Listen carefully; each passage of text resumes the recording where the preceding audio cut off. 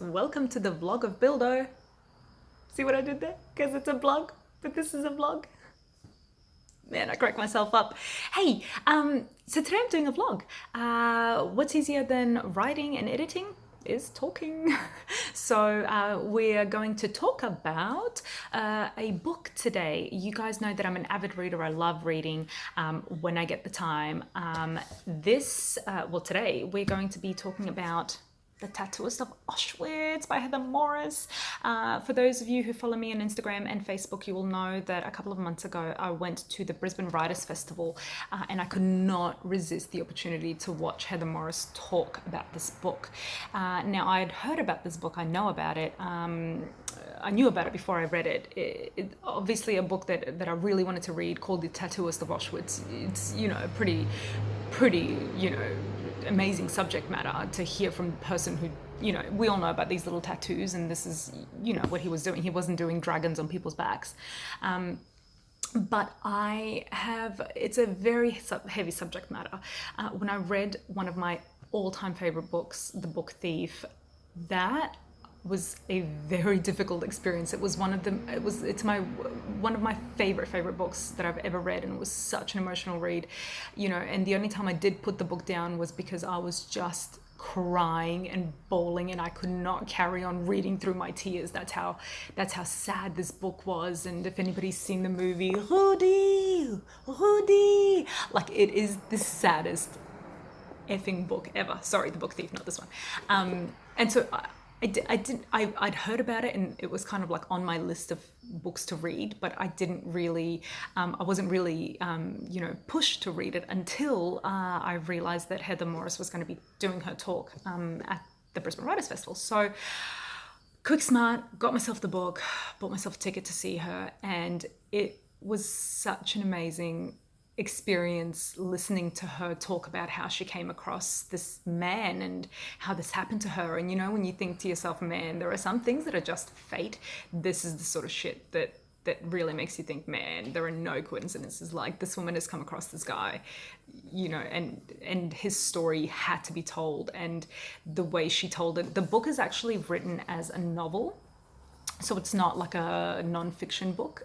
It's written like that because she wanted to tell it as a story and didn't want to tell it kind of as like like third-hand account or something. Like, she wanted to tell it like it was a story because it is a story, of course.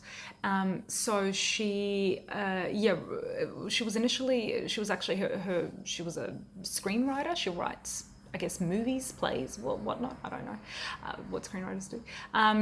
So he told her the story, and she actually initially wrote it as a movie and tried to pitch it to, Hollywood or whatnot, and they just didn't pick it up for years and years until one day she was like, screw it, I'm going to write this as a book. And so she did, and here we are. Now, the story is obviously about this dude who was just super duper charismatic, stood out from the very beginning, I guess, because, he was just a delightful, charming man.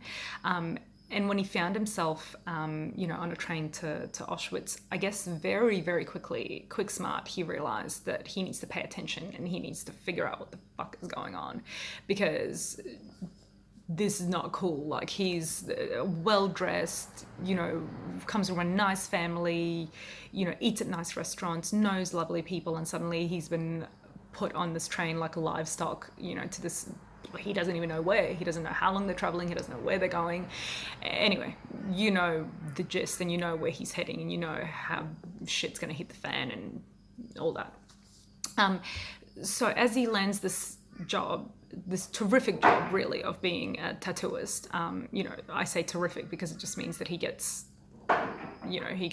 things that other prisoners didn't get, like a place to sleep by himself and extra food and all this sort of stuff, which he shared with everyone, by the way, not his bed, the food.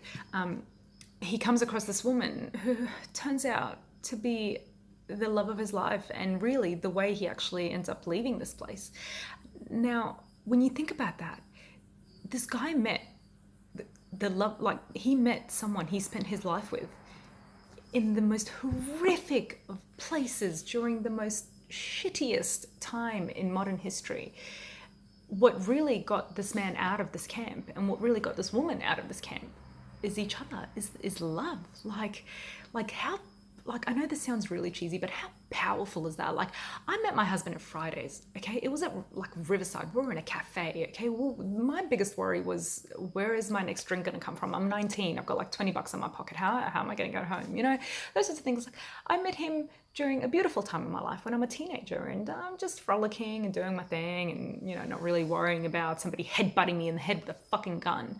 Like, it's just phenomenal how people find each other and how life brings us together. And I guess this is such a powerful story about, really, you know, we forget that love keeps us going, and the reason that we're here is love, and we forget that we, you know, love our children and love our parents and love our loved ones and friends and family or whatever. And I guess when you're in a position where every second could be your last, where, you know, FYI, you know, and note to self, do not get attached to any of the characters, because you know the two main ones survive, I guess, but what you don't know is who else is going to survive. And people get fucking shot, okay? Do not get attached to anyone, because it's the Holocaust. All right, people die. So it was just a really beautiful read. It was a hard read, but it was a really beautiful read. At the end of the book, it you know, obviously wraps up that particular story of their lives. But what I found really interesting and really fascinating, because, you know, it's a real story, what she's gone on and done is Heather told you more and more information about what happened afterwards, and it keeps you wanting more. And there are so many characters in there that you really just want to know more about.